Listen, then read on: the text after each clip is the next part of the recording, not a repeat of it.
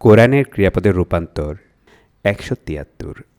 তাআলা সে ঊর্ধ্বে উঠেছে, তাআলাও তারা ঊর্ধ্বে উঠেছে, তাআলাইতা তুমি ঊর্ধ্বে উঠেছ, তাআলাইতুম তোমরা ঊর্ধ্বে উঠেছ, তাআলাইতু আমি ঊর্ধ্বে উঠেছি, তাআলাইনা আমরা ঊর্ধ্বে উঠেছি।